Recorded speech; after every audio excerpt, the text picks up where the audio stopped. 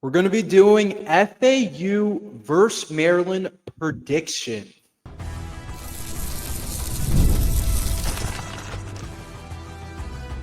You are Locked On Terps, your daily podcast on the Maryland Terps, part of the Locked On Podcast Network. Your team every day. What's up, everyone? I'm Tre Moore, host of Locked On Terps, part of the Locked On Podcast Network, your team every day. So thank you guys for making part of your day. And today's episode is brought to you by Gametime. Download the Gametime app, create an account, and use code off your first purchase. And today we have our first prediction episode on the season. We're back with JJ. A lot of you guys saw us talking a little bit of a preview on yesterday's show, but today we're going to be getting into more of a prediction, and me and JJ will see where we're both at with this game. But I want to start off the first segment kind of looking at one side of the ball. I want to talk about FAU's offense versus Maryland's defense. And I'm kind of going to see where I think Maryland can attack, and JJ will kind of tell us about the FAU's offense more and where he thinks it's going to be good season. But to start, JJ, what's the strength of the FAU offense going into this Maryland game and kind of how it's going to turn on in the game? Yeah, first off, Tre, great to be on again. And yeah, I think that, football obviously always starts with the quarterback. And I think FAU's quarterback is the strength of the offense. Caden Velkamp is going to be able to find his receivers. He's very accurate. He's a great pocket passer. And he's really going to be able to find his receivers against Maryland. I think that FAU has a better quarterback in the matchup. They certainly have the more experienced quarterback, and he has a lot of connections coming over from Western Kentucky to FAU, which is huge for the Owls because Caden Velkamp now gets to play with experienced receivers who are with him, like Easton Messer. I also think that this running back room is really going to surprise a lot of people. FAU's running backs, there's not one guy who's super flashy like they had last year with Zuberi Mobley or the year before with Larry McKinnon. This year, there's three really solid running backs who all have three different play styles and three different expertise. We have Caden Shields-Dutton. He's going to be more of the power back, the 3rd and 1, 3rd and short, who's going to get you those yards. And he's returning for another year. He saw a lot of snaps towards the end of the last season. He's going to be a sophomore this year. Xavier Terrell also coming back. He had 2 touchdowns in the Tulsa game last year, which was the only game that he started in, and had over 150 rushing yards, which is huge because in the one start he had 2 carries and 2 touchdowns and over 150 yards in his playing time last year. And Jamari Sands as well. He's more of the hybrid. Caden's the power back. Xavier's more of the guy who's going to get catches out of the backfield and receptions and be able to get open on screens. And then you have Jamari Sands who can do a little bit of everything. So I think that, Maryland might be preparing the defense itself for the passing game, but I think the running game is going to surprise a lot of people. And I think you got to look at quarterbacks and running backs to be the strength of this FAU offense as a whole. And obviously, I'll get into the receivers later. But as I mentioned on the last episode, I think that's the best position group on FAU's team overall. Yeah, so it's interesting when I kind of think of this FAU offense from a Maryland defensive perspective because it sounds like there's kind of weapons everywhere. It sounds like there's running backs, there's good receivers. Sounds like there's a lot of familiarity with some of the quarterback and some of the weapons. And it sounds like the quarterback's talented. I think from a Maryland's defensive perspective, I still think the number one thing we have to do going into this game is stopping the run. I know you said that the receiver group might be your best position group, but it sounds like the running backs are pretty close behind that as well, and that they're really talented. And Maryland has some interesting guys up front, and with some of the depth, it sounds like in the FAU running attack, it's going to be interesting to see how that kind of position battle goes with the FAU running backs and the Maryland defensive line, because we brought in all these new guys. Cam Rice is a transfer on the defensive line. Joel Starling's coming from UNC. Ian Thomas, Cedric Smith, Bryce Jenkins, a freshman. He might rotate in a little bit. Maryland went into the portal and got so many of these defensive linemen that I'm going to be really interested to see how they match run game overall and kind of how that goes. I think that's a big topic for this game that you mentioned. And I think I'm kind of curious, how do you think Maryland's pass rush I would rate as in defensive line unit, I would rate as decent, like okay heading into the year, nothing special. How do you think, knowing that kind of where we stand, do you think that FAU will be able to block Maryland pretty easily? Or do you think that there could be some trouble with our offensive line? Because obviously the running backs can be great, but if the line can't block, it doesn't really matter. So how do you think those two battles will kind of go at each other? Yeah, great question. Now, when it comes to this Maryland defensive line, and I got the opportunity to talk to Coach Kitley today in his press conference, pre-week press conference, and he was really impressed with Maryland's defensive line and their defensive front. And he was actually mentioning it a lot in his press conference. And he stated that, he doesn't really know how this defensive line is going to be or how this defense as a whole is going to be. And he stated, quote, their new defensive coordinator, Coach Monachino, sorry if I'm butchering that. He hasn't called defensive plays since 2016, and that was a defensive style. That was an NFL style job then. So he hasn't called plays. So this is the first time Coach Kelly has ever been confused and doesn't know how to prepare for a defense and he was an offensive coordinator for many years. He's had to prepare for defenses, but this is the first time he doesn't know how to prepare. Now, when it comes to this FAU offensive line against the Maryland defensive line, you mentioned it. Maryland has a bunch of stars on the D-line. FAU's offensive line has some injuries and some departures as well. We just found out today that Madden Sanker, who I thought was going to be FAU's best offensive lineman, is no longer with the team. This is a guy who is a high-end 4-star recruit. He's a transfer from Louisville. He's the most talented player on this FAU offensive line. And now we don't know why, but he's no longer with the team. Keyshawn Sapp also is injured. He's not going to be that starting center. Braden Cunningham's going to get a lot of snaps at center now. So there's some injuries on this FAU offensive line. And I think that's a big weakness because I was pretty high on it before our two best offensive linemen are no longer going to be starting against Maryland, which is huge. And one of them is no longer with the team at all. So I think that this Maryland defensive line could pretty much get after Caden Velkamp.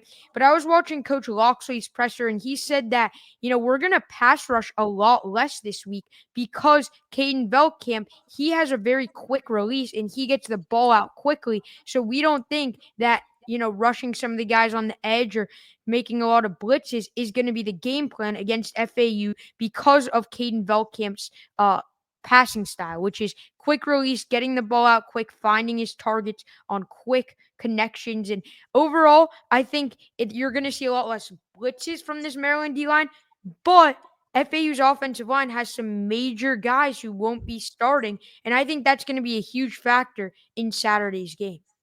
Yeah, that is an interesting point that you talked about, some of the injuries and the leave from one of your key offensive linemen. You guys aren't sure why. I think that's a really interesting point to this game. And we talked about this, some of the battles up front between Maryland's offense or FAU's offensive and Maryland's defensive line. I think that's somewhere where Maryland can take advantage of. But you're right. I don't think it'll be in the blitz type of way. I think the key for Maryland is stopping early down runs, and then you gotta get them to 3rd and long because they're going to be successful. I think on 3rd and 4s and 3rd and 5s, just based off of how your quarterback, his play style. So I do think that's interesting, and we'll see if Maryland can get them there. I think we could have some success stopping their run just based off some of your injuries up the front and Maryland's talent on the defensive line. I do think we'll do a solid job. So I think that's where Maryland's advantage can come in. And I think the next part of this is I like Maryland secondary. I don't love it. I like it. So I think there's good players over there, but obviously FAU has some good receivers. So it's going to be interesting to see how Jamar Glasgow and Dante Joyner in the first game for Maryland hold up against some of the FAU receivers. It certainly is going to be interesting. And while you might like Maryland secondary, I love FAU's receivers. I think that this FAU receiving core is one of the best in all of the American Conference. And I'm really high on these receivers. When it comes to wide receivers and quarterback, the connection is key. And I mentioned Easton Messer and Caden Velkamp might have the best connection in all of the conference. These two guys were college roommates over at Western Kentucky. Caden Velkamp started as a fifth-string quarterback. Easton Messer was a walk-on. They instantly clicked and worked their way up the depth chart together, and they were a package deal in the portal. Coach Kitley talked. So Caden Velkamp is now going to be looking for Easton Messer a lot, and he's going to be one of those guys in the slot. He's super speedy. He gets open, a lot on slant routes. He averaged over 14 yards a reception, nearly 800 yards receiving last season, which is a really solid stat. He's now listed to the Paul Hornung Award watch list, which is, again, a really huge award because he's now on the watch list for the most versatile player in the country. Asad Wasim, Coach Kitley mentioned in his presser today something that I think stuck with me. And he said, a lot of defenses are going to be double teaming Easton Messer. And Caden Velkamp actually has a guy who's looking really good. He's not going to disclose who that's going to be because he doesn't want to give any hints to Maryland. But I would assume that's going to be Asad Wasim. In the scrimmages, him and Asad Wasim were clicking perfectly. Asad Wasim was able to get open. He's very shifty and crafty. He's a really good change of direction, and he's a deep ball threat. He's one of those smaller receivers, also going to be in the slot. And then you got Jabari Smith, also going to be playing in the slot as well. He's returning, and Jabari averaged over 18 yards a reception. He's familiar with this program. This is his second year here. I mentioned Jay Sean Platt and J.R. Wilson. Those two guys are more of those 50-50 ball guys who are going to go up and catch those 50-50 balls. But then I really think that Quincy Brown has really stood out, and Coach Kitley said he's really popped out throughout this whole fall camp. So he's also going to be able to get open. He's more of that hitch route type of guy where he was playing with the 2s and 3s in the scrimmage, and Zach Gibson, the quarterback too, threw a few touchdowns to him. So overall, I'm super high on this receiving core. I think that, if FAU has a matchup where you're like, ooh, this FAU wide receiver room might even outplay this Maryland secondary, even though Maryland's a Big Ten team, because I just think these receivers, first off, as a receiver, you need a guy who can throw you the ball and is as accurate as Caden Velkamp. And these receivers have that. And I think that, you mentioned you don't love Maryland secondary. Well, I think that this FAU wide receivers can exploit this Maryland secondary. Yeah, no, it's definitely an interesting perspective, and it's a good first test for Maryland. I think this receiving room, I think where Maryland's going to be able to stop the pass will be less about the corners and actually covering guys. I think it'll be more about how much time does Caden Velkamp have to actually throw the football. So I think that Maryland's defensive line can support their secondary a lot in this game. But we'll turn it over. We'll go to the other side of the ball in this preview. We'll talk a little Maryland offense, FAU defense next after this. College football is back, and I couldn't be more excited. The tailgates, the rivalries, energy in the stand, there's nothing like it. But let's be real. Actually getting tickets can feel like more of a battle than a game itself. Endless queues, hidden fees, and price jumping at checkout. That's why I use Gametime, the app that gives the advantage back to fans. It's the easiest way to score last-minute tickets at the prices with no surprise fees. What you see is what you pay. I pulled up Gametime in just a couple taps. I saw an amazing deal. I'm talking about your favorite college football games as low as $25. The app made it super simple, and I can even see the exact view of my seat before buying. I love zone deals too. Pick the section, Gametime picks the seats, and you save big. Honestly, it's faster, cheaper, and less stressful than any other way I bought tickets. So take the guesswork out of buying tickets with college football tickets with Gametime. Download the Gametime app, create an account, and use code LOCKEDONCollege for $20 off your first purchase. So let's reverse the side of the ball. Let's talk Maryland's offense versus Maryland's defense. And I think the big thing, like you said, you got to start with the quarterbacks. We technically could see all three quarterbacks for Maryland It's definitely a weird situation right now going on. We haven't named Malik Washington the starter yet. And I expect to see Malik first in the most, but it sounds like it's still a three-way battle and how Mike Locksley has kind of said it.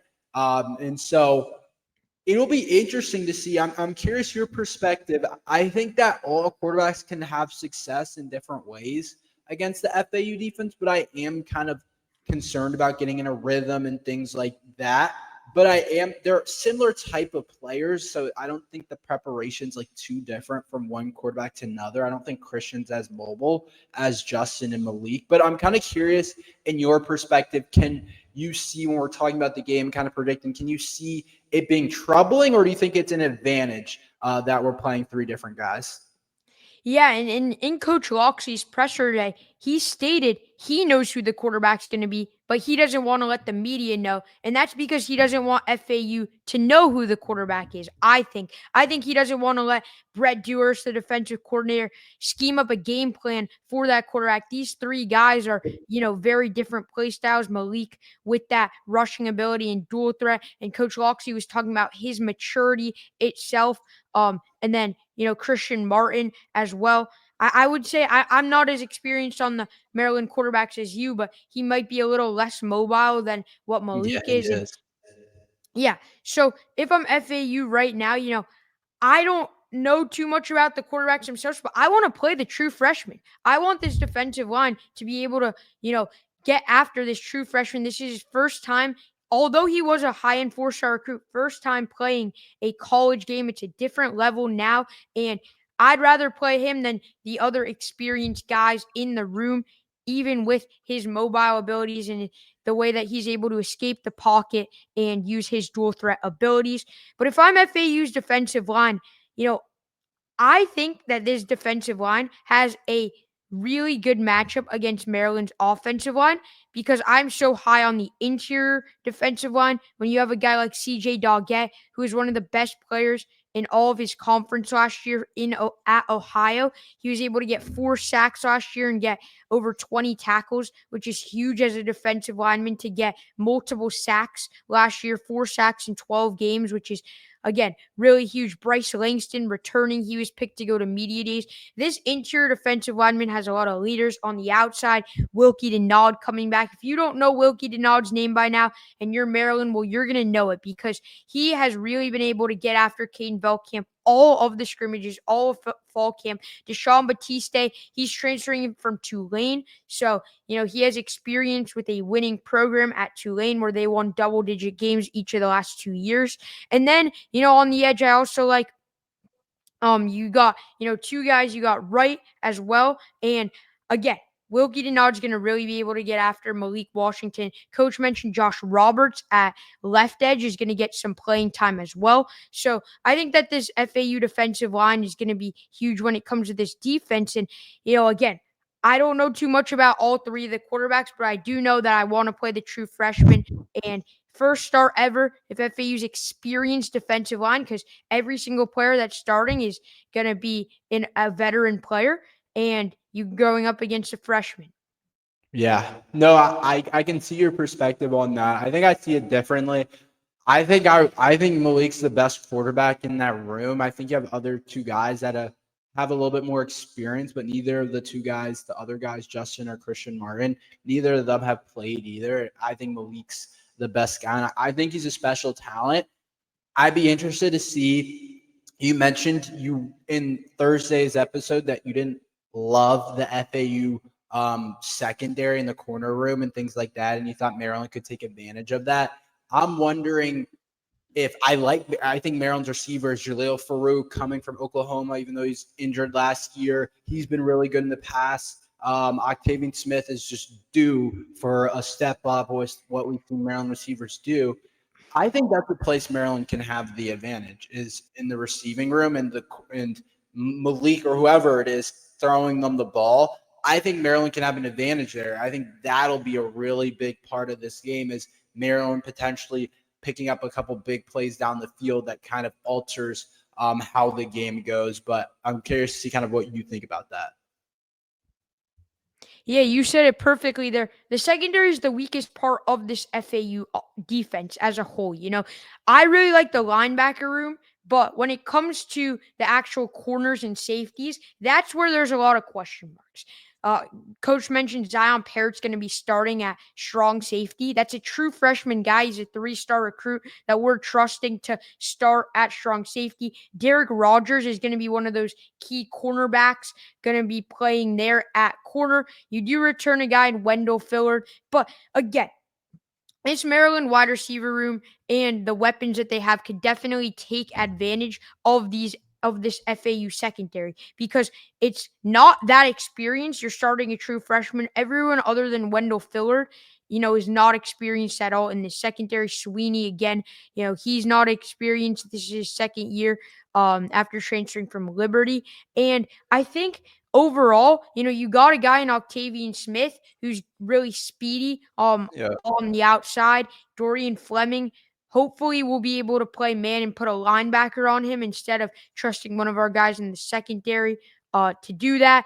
But I think that this Maryland wide receiver room could definitely be able to take advantage, and that's a huge advantage for the quarterback because he's going to be able to watch and have his receivers be able to create separation and get open, which is again really huge. I wouldn't be surprised if Maryland is able to score a lot of points against FAU, maybe even 40 plus points on FAU because this is an offense first team from what I'm expecting. And I also think that I wouldn't be surprised towards the second half if Maryland is more of an air raid offense turns to an air raid offense against FAU because of how strong our defensive line is and how weak our secondary is. So I think, Maryland's bread and butter should be through the receiving core, through, taking advantage of the FAU secondary. And overall, I wouldn't be surprised if Malik Washington or whoever is under center on Saturday has multiple passing touchdowns. Yeah, no, I think that's a good kind of perspective on it. It's somewhere I think Maryland can have an advantage. Next, we'll give our score predictions. We'll take a look at the line, the over/under. We'll talk a little bit about that and give our formal predictions after this. Hey, Locked On Terps fans, are you still paying full price for gas? Stop leaving the money behind. Get real cash back every time you fill up the free Upside app. Simply download the free Upside app in the App Store or Google Play right now and start earning cash and the pump today. Use my limited time code Locked On Terps and get an extra 25 cents back per gallon on your first fill up. You can make up to $300 a year just by buying the gas you already needed. At first, I thought it was too good to be true, but it's totally legit. Real people are getting paid just to make their daily commutes, and you can too. Plus, you can cash out anytime to your bank account, PayPal, or an e-gift card for Amazon and other brands. Don't let the offer drive on by. Download the free Upside app now using my limited time promo code LOCKEDONTERPS for a limited time 25% per gallon bonus. That's promo code LOCKEDONTERPS. Offers vary by user and location. Go to upsidedown.com for terms and conditions. So let's talk about predictions. Let's give kind of a quick prediction. The line is at 14.5 as we have it right now. We are pre-recording it, but I don't know. I don't think it'll change too much. It's already gone down. I think at a point it was at like 16 and a half. So it's continued to go down. And I'll give my quick spiel and I'll let JJ give kind of his.